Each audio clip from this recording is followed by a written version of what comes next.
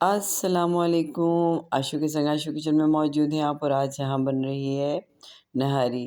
نہاری کی بالکل original recipe لے کر آئی ہوں۔ پہلے سارے تمام مسالے ہم دیکھ لیتے ہیں کہ مسالوں میں کیا کیا چیزیں جائیں گی۔ تو یہ 3 چمچ دھنیا ہے اور 1 تیز پتہ، 15 دانے ہری الائچی کے ہیں، 3 دانے بڑی الائچی ہیں جو ہم جس کے چھلکے اتار دیں گے اور صرف بیج پیسیں گے۔ کالی مرچی 1 چمچ ہے، لونگ ہو گئی 8-9، اور جوتری کے پھول ہیں تھوڑے سے، اور یہ جائفل کے میں نے ٹکڑے لے لیے 2-3 چھوٹے چھوٹے سے۔ یہ پیپلی ہے، پیپلی کے بغیر تو نہاری کا ذائقہ بالکل ممکن ہی نہیں ہے، تو پیپلی میں نے 3 دانے لیے ہیں۔ یہ بھی میں اچھی طرح سے پیس لوں گی، یہ اکٹھے ایک جگہ گرائنڈ ہوں گے۔ یہ مسالے جب آدھا گوشت گل جائے گا تب جائیں گے، اور یہ جو مسالہ ہے یہ شروع میں ہی گوشت میں ہم ڈالیں گے۔ یہ سونٹھ ہے، سونٹھ سمجھے 1 چمچ ہو جائے آپ کی پیسنے کے بعد، اور 1 چمچ زیرہ اور 2 چمچ ہم سونف لے لیں گے۔ یہ تینوں چیزیں مکس کر کے اچھی طرح باریک بالکل گرائنڈ کر لیں گے۔ یہاں ہم نے 2 چمچ لال مرچی لے لی ہے، آدھی چمچ ہلدی لی ہے، اور 1 چمچ 2 سے ڈھائی چمچ میں نے نمک لے لیا ہے۔ یہ 2 گڈی لہسن کی ہے جو میں نے چھیل کے رکھ لی ہے، اسے بھی باریک پیس لوں گی، وہ بھی ہم اس میں شامل کریں گے۔ 1 گڈی پیاز، یہاں پیاز کم جائے گی، کم کوانٹٹی میں، تو 1 گڈی پیاز ہے درمیانی۔ بس یہ سب کچھ جو میں نے مسالے لیے ہیں، 2 کلو گوشت کے حساب سے مسالے لیے ہیں۔ 2 کلو بونگ کا گوشت لیا ہے میں نے، دیکھیں اس کی بوٹیاں میں نے کتنی بڑی بڑی کر لی ہیں، تاکہ نہاری کا جو اصلی مزہ ہے وہ ان گوشت میں ہی آتا ہے، اور اس کے جو چھوٹے چھوٹے پیس میں نہیں آئے گا۔ جو بڑے پیس ہوتے ہیں نہاری کے تو بڑا اچھا لگ رہا ہوتا ہے، اور ریشے دار گوشت بالکل گلا ہوا ہو تو بہت زیادہ مزہ آتا ہے۔ تو بس یہ میں نے 2 کلو گوشت لے لیا ہے بونگ کا، اس سے میں نہاری بناؤں گی۔ یہ تمام مسالے ہو گئے میرے، اور تمام مسالے ایک جگہ الگ الگ کر کے میں پیس لوں گی۔ یہاں میں نے 1.5 کپ آئل ڈالا ہے، آئل یہاں زیادہ جائے گا۔ آئل اچھی طرح اٹا لیا ہے، اس کے اندر میں نے شامل کر دی ہے وہ 1 گڈی پیاز، اور اسے اچھی طرح بھون لوں گی۔ بھون لینے کے بعد اس میں لہسن ڈالوں گی، جو میں نے 2 گڈی لہسن کے پیس کے رکھا ہوا ہے وہ اس میں شامل کروں گی۔ تو اپنے پاس تھوڑے سے پانی بھی رکھ لیں ساتھ ساتھ، تاکہ مسالہ جلنے نہ پائے، اور آپ اس میں جیسے ہی مسالہ ڈالتے جائیں تھوڑا تھوڑا پانی شامل کرتے جائیں، تاکہ مسالہ جو ہے اچھی طرح سے بھن جائے۔ نہاری کی بالکل اسپیشل اور بڑی اوریجنل ریسیپی ہے یہ، آپ اس کو اسی طریقے سے بنائیے گا، آپ کو بہت مزہ آئے گا، بہت بہت بہت یونیک، بہت اچھے انداز میں، جسے اسپیشل نہاری آپ کہتے ہیں نا، کھانے کا ذائقہ جو ہوتا ہے وہ اس ریسیپی میں آپ کو آئے گا۔ تو میں یہاں پر یہ دیکھیں پیاز اچھی طرح سے لال کر رہی ہوں، جب یہ ہلکی سی براؤن ہونے کی شکل میں آئیں گے تو پھر اس میں تمام مسالے ڈالوں گی۔ تو یہ دیکھیں آپ، آئل جب زیادہ ہو تو پیاز بہت اچھی طرح سے لال ہوتا ہے، بہت مزیدار طریقے سے۔ یہ دیکھیں ہم، تیل اچھی طرح ہوٹا ہوا تھا میرا، تو تب میں نے پیاز کو، یہ دیکھیں، بس اب میں اس میں لہسن ڈال دیتی ہوں۔ یہ 2 گڈی لہسن ہے جو میں نے باریک، یہ دیکھیں دیسی لہسن ہے، اور میں اسے اچھی طرح بھون لوں گی، تھوڑا سا اس میں پانی شامل کر دوں گی تاکہ میرا لہسن جلنے نہ پائے۔ بس اس کے اندر ہم لال مرچی، ہلدی اور نمک ڈالیں گے پہلے، اور پھر وہ گوشت میں ڈال کے اچھی طرح سے بھونیں گے۔ پہلے لہسن کو تھوڑا سا بھون لیں، پانی ڈال دیں تاکہ لہسن جلے نہیں، کیونکہ آئل کی جو ہیٹ ہے وہ اچھی خاصی ہے اس وقت، تو جلدی سے لہسن جل جاتا ہے۔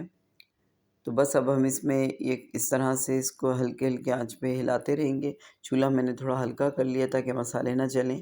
اب یہ 2 چمچ لال مرچی، آدھی چمچ سے ذرا زیادہ ہلدی اور نمک ہم اس میں شامل کر دیں گے، یہ دیکھیں، اور میں اسے اچھی طرح سے مسالے کو بھون لوں گی۔ اور ساتھ میں ہی میں نے پانی کا بھی وہ رکھا ہوا ہے تاکہ مسالہ میرا جلنے نہ پائے، اس میں تھوڑا تھوڑا سا پانی ڈال کر اچھی طرح سے مسالہ تیار ہو میرا۔ یہ میں نے تھوڑا سا پانی اس میں شامل کر دیا، بس یہ بس ہم اس میں شامل کریں گے۔ اور یہ دیکھیں، اب جو گوشت ہمارے پاس رکھا ہوا ہے 2 kg، وہ ہم بونگ کا گوشت اس میں شامل کر دیں گے، اور اسے اچھی طرح سے مسالہ لگا کے بھون لیں گے تاکہ اچھی طرح سے بھنائی ہو جائے گوشت کی۔ جب گوشت اچھی طرح سے بھنائی ہو جائے گی تو نہاری کا اصل مزہ آئے گا۔ ہم اسی طرح مسالے میں ڈال کے اسے گلنے کے لیے نہیں چھوڑ سکتے، تھوڑا تیز آنچ اس وقت آپ کر دیں چولہے کی، اور اسے اچھی طرح سے بھون لیں۔ یہ بھون لینے کے بعد یہ دیکھیں مسالے کا کلر کتنا خوبصورت سا بوٹیوں پر چڑھ رہا ہے، بہت مزے کی نہاری لگتی ہے۔ بس اب اسے اچھی طرح سے بھون رہے ہیں، یہ اچھی طرح سے اس کی بھنائی ہو جائے گی تو پھر ہم نہاری میں پانی ڈال کر اسے گلنے کے لیے چھوڑ دیں گے۔ ہلکی آنچ پہ، دھیمی آنچ پہ گوشت کو گلائیے گا۔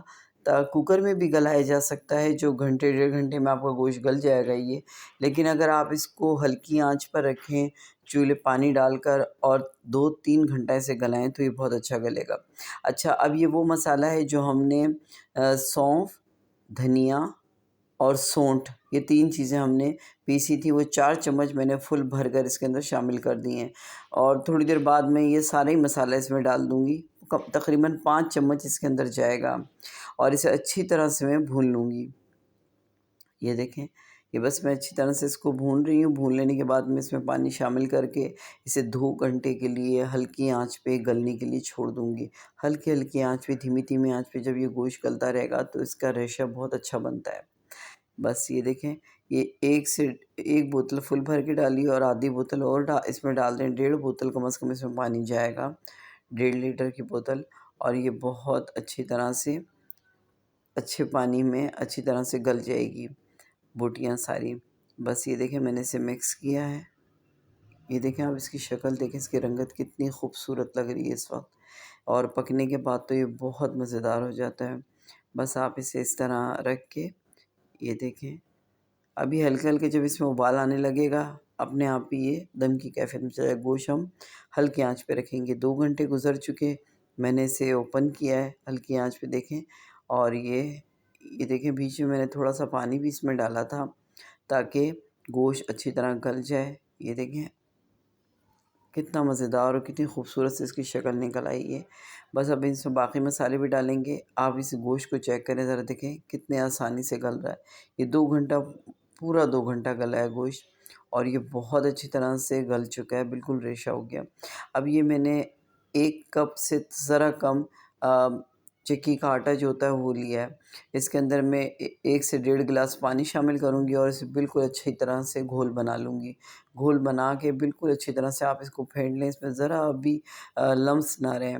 اور یہ وہ مسالہ جس میں ہم نے جوتری، جائفل، چھوٹی الائچی، بڑی الائچی کے دانے سب ہم نے مکس کیے تھے، وہ اس وقت ہم ڈال دیں گے اس کے اندر۔ جو ہم نے مسالہ ایک پیسا ہے وہ سارا اس میں ڈال دیں گے۔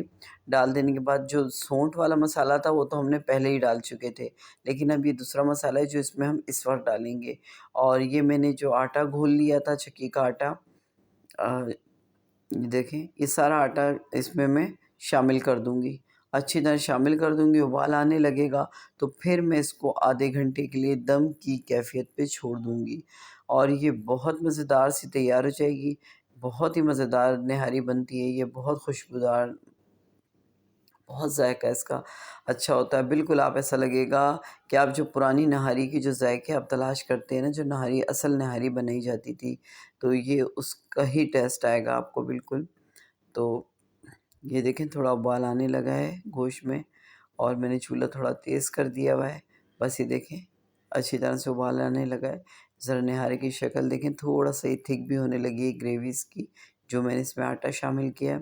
آٹے کو ہلکی آنچ پہ، زیادہ فل آنچ پہ آپ چولہا مت رکھیے گا، ورنہ نیچے پتیلی میں لگ جائے گا آٹا۔ اب اسے ہم آدھا گھنٹے کے لیے ہم نے چھوڑا تھا، جو آٹا ہم نے ڈالا وہ بھی پک چکا ہے، اس کے اندر شامل ہو چکا ہے، اچھی سی خوشبو، اچھی سی اسمیل اس کے اندر آ رہی ہے۔ بس یہ آپ دیکھیں نہاری تیار ہے۔ اب میں چولہا بند کر دوں گی۔ چولہا بند کرنے کے بعد میں اسے 15 سے 20 منٹ کے لیے ایسے چھوڑ دوں گی، تاکہ مزید آئل جو ہم نے 1.5 کپ آئل ڈالا تھا وہ اوپر آ جائے۔ اوپر آ جائے گا تو میں اسے کپ میں الگ سے نکال لوں گی، اور نہاری بول میں جب سرو کروں گی تو ہلکا ہلکا آئل ڈال کے سرو کروں گی۔ تو یہ دیکھیں مزیدار نہاری تیار ہے۔ مجھے دیجیے اجازت، انشاءاللہ پھر نئی ریسپی ملیں گے۔ اللہ حافظ، دعاؤں میں یاد رکھیے گا۔